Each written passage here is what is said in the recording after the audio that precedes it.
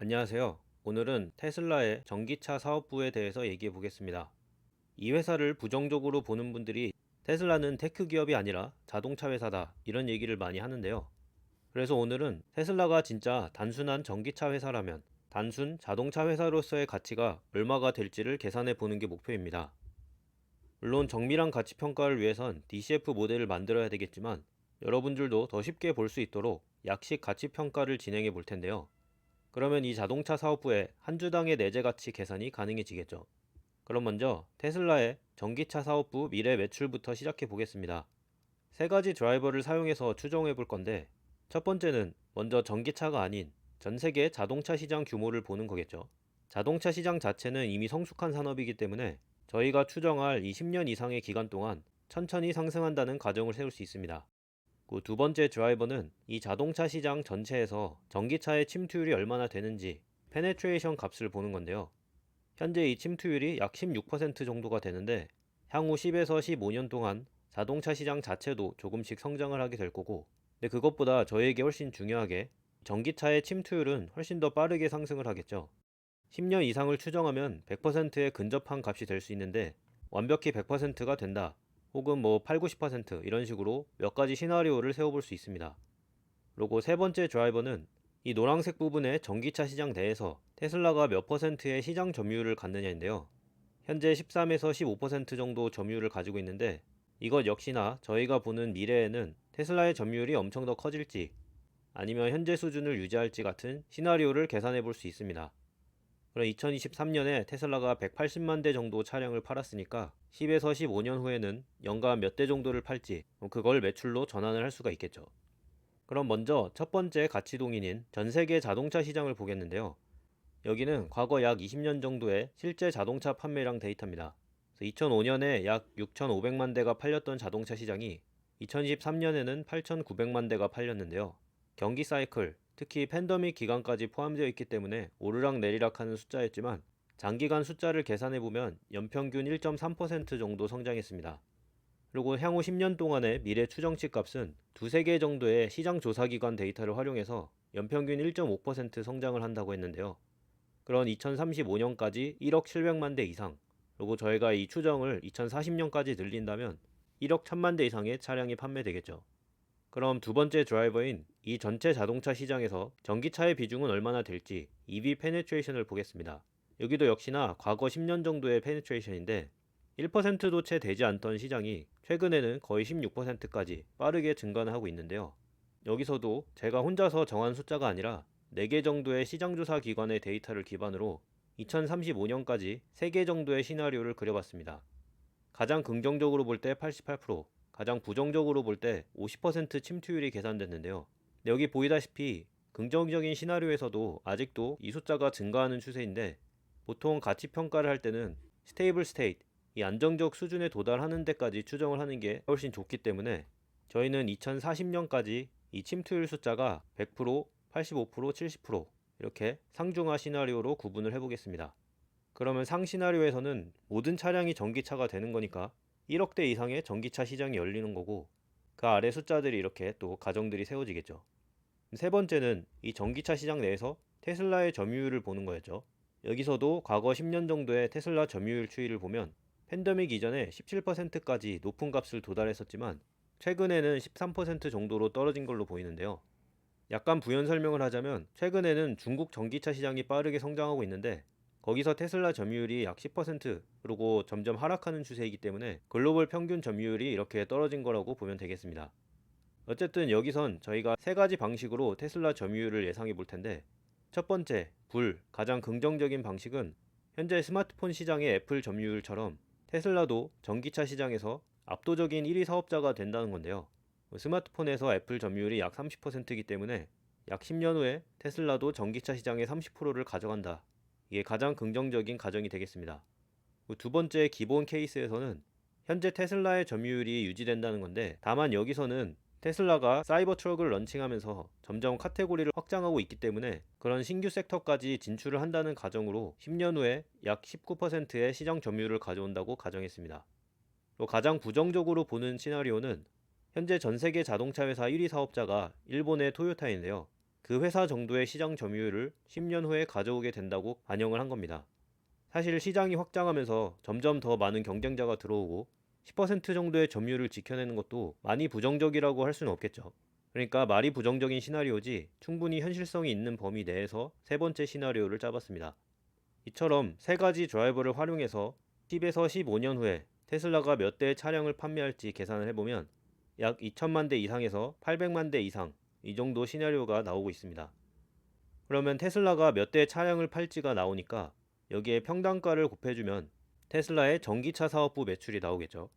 참고로 이 테슬라 평단가 부분은 과거 추이부터 보면 이렇게 하락하고 있는데 앞서 말씀드린 것처럼 테슬라가 점점 자동차 섹터 내에서도 카테고리 확장을 하고 있죠. 처음 테슬라 전기차가 나왔을 때는 마치 스포츠카 같은 상당한 프리미엄 제품들이었는데 점점 저가 제품들이 나오고 있고 사이버 트럭 같이 이 카테고리가 확장되면서 미래 가격에 변동이 있을 수 있는데요. 여기서도 상중하 시나리오 같은 걸 반영해서 매출 추정을 마무리하면 되겠습니다. 그래서 과거의 전기차 매출을 보면 최근 5년간 4배 이상 성장한 걸 볼 수 있는데요.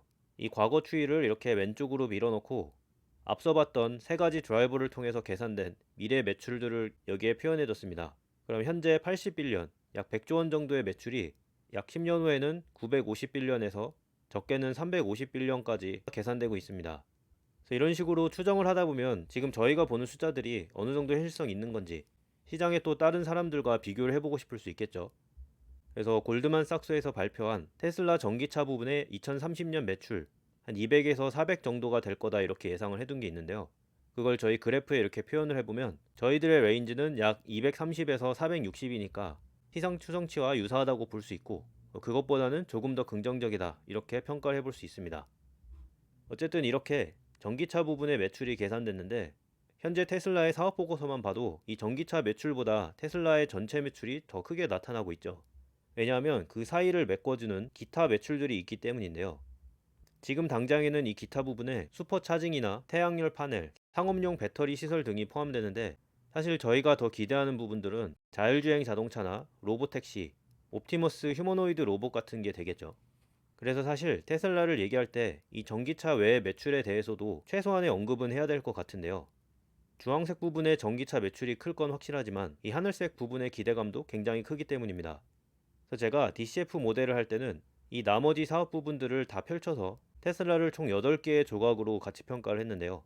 이렇게 하면 설명을 드릴 때는 시간이 너무 오래 걸리기 때문에 지금은 약식으로 이 나머지 부분을 그냥 추가적인 가치 이렇게 몰아보겠습니다. 그리고 이 가치들을 계산하는 방식도 약식으로 애플과 한번 비교를 해보겠는데요. 애플 같은 경우 독보적인 제품인 아이폰이 전체 매출의 53% 정도를 차지하고 기타 하드웨어나 서비스 부분의 매출이 47%를 차지합니다.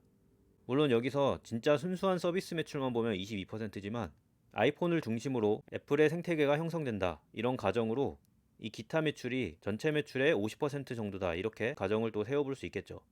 그럼 테슬라의 미래가 애플처럼 핵심 제품인 전기차를 기반으로 부가가치를 창출한다 이런 식으로 저희가 가정을 해본다면 그걸 이렇게 그래프로 표현을 할 수가 있겠죠. 50%의 전기차 매출 그리고 50% 정도의 부가가치가 되겠습니다. 일단은 저희가 전기차 사업부 가치평가에 집중을 하기로 했으니까 전기차 매출로 먼저 돌아오고 나머지 부분은 뒤에서 더 얘기해 보겠는데요. 순수 전기차 매출이 앞서 본 대로 몇 가지 시나리오를 저희가 세웠기 때문에 가장 긍정적으로 봤을 때는 2040년에 1.4 트릴리언 달러, 거의 2천조 원에 달하는 매출이고 현재 매출보다 18배 정도 성장한 공격적인 가정치가 나오고 있고요. 그 중간 가정치에선 760, 가장 부정적으로 본다고 해도 360이니까 현재 매출의 4배 정도 성장한다고 계산이 나오고 있습니다. 그럼 이 매출을 가치평가에서 더 활용하려면 영업이익까지 봐야 되겠는데요. 영업이익에서도 세 가지 시나리오를 세웠습니다. 가장 긍정적인 시나리오에선 셀사이드 리서치 리포트 중에서 테슬라를 가장 긍정적으로 보는 값이 영업마진 20%가 있더라고요. 그래서 그 값을 넣는 거고 두 번째로는 테슬라의 가장 최근 자동차 부분의 영업이익률 9.3%, 그리고 가장 부정적인 시나리오가 일반적인 자동차 회사들이 최근 5년 동안 낸 영업이익률 7.5%를 적용했습니다. 그럼 앞서 봤던 그 매출 시나리오들의 이 영업 마진을 곱해주면 여기 보라색으로 표현된 시나리오별 영업이익을 볼 수가 있습니다. 가장 공격적인 시나리오에서 자동차에서만 연 300조 원 이상의 영업이익이 나는 거고 부정적 시나리오에서는 약 40조 원 정도가 계산되고 있습니다. 이제 영업이익이 있으니까 가치평가로 넘어갈 수 있는데 여기서도 최대한 약식 방식으로 적용해 보겠습니다. 그럼 이 영업이익에다가 저희가 적당한 거래배수를 곱해줘야 되겠죠. 그래서 첫 번째 사용할 거래배수는 현재 글로벌 자동차 회사들 중에서 상위 회사들의 최근 3년 거래배수 13배를 적용한 것이고요. 좀 더 공격적으로 본다면 이 중에서도 가장 퀄리티가 높고 거래배수도 높게 평가되는 토요타의 16배를 적용해봤습니다. 지금 저희는 테슬라를 자동차 회사로만 보고 있으니까 이렇게 자동차 회사 거래배수 쓰는 게 적합하겠죠. 그럼 테슬라의 영업가치가 이렇게 세 가지 시나리오 계산이 되고, 근데 이런 큰 숫자들만 보면 저희가 와닿지가 않죠. 그래서 이거를 테슬라의 주식수와 현재 가치 환산을 적용해가지고 한 주당의 가치로 전환을 해봤습니다. 그럼 24달러에서 220달러로 레인지가 나오는데 현재 테슬라의 주식이 시장에서 한 주당 175달러 정도의 거래가 되고 있고요. 첫 번째 긍정적인 시나리오에서는 향후 10에서 15년 동안 세계의 모든 자동차들이 전부 이제 전기차로만 판매되고 그 전기차 시장에서 테슬라는 애플 정도의 독보적인 장악력, 그리고 일반 자동차 회사들이 10% 마진을 내기 어려운데 테슬라는 20%라는 매우 높은 영업 마진을 낸다고 가정했을 때 그 자동차 사업부의 가치가 220달러가 되는 겁니다. 여기에 추가 부가가치까지 붙겠지만 어쨌든 이렇게 모든 게 완벽하게 흘러간다면 자동차 사업부만 해도 현재 테슬라는 저평가됐다, 이런 판단이 섰다는 걸 볼 수가 있는데요. 이 시나리오는 저희가 더 얘기할 필요는 없을 것 같죠. 그것보다는 테슬라를 부정적으로 보는 시나리오, 그러니까 저런 특별한 자동차 회사가 아니라 그냥 일반적인 자동차 회사라고 보는 이 시각들에 대해서 더 얘기해 보겠습니다. 여기서는 테슬라의 가치가 현재 주가보다 현저히 낮게 나오는데요. 그럼 앞서 간단히 얘기했었던 이 부가가치 부분을 좀 더해줘야지 현실적인 값이 나올 것 같습니다. 중간 시나리오에서 자동차 회사 가치가 57달러였는데 앞서 저희가 애플 얘기를 하면서 핵심 사업부만큼의 부가가치가 창출될 수 있다, 그 생태계에서 이제 나오는 가치죠. 그러면 57달러 정도의 가치가 여기서도 창출될 수 있으니까 이 중간 시나리오에서는 테슬라의 회사 가치가 114달러 정도로 볼 수 있습니다. 그리고 부정적 시나리오에서는 역시나 같은 방식 계산을 해서 한 주당 48달러를 저희가 추정해 볼 수 있겠네요. 그럼 여태까지 본 값들을 기반으로 가장 처음 던졌던 이 질문들의 답변들을 정리해 보겠습니다. 테슬라가 애플 정도의 압도적 지위를 갖는다면 한 주당 300달러 이상을 간단히 넘길 수 있다, 이게 첫 번째고요. 그 자동차 회사이긴 하지만 상당히 잘 나가는 회사의 그림을 그려본다면 한 주당 114달러. 그리고 주요 전기차 회사이긴 하지만 특별히 잘 나가지 않는, 현재 토요타 정도의 회사라고 본다면 한 주당 50달러, 이렇게 세 가지 그림이 그려졌네요.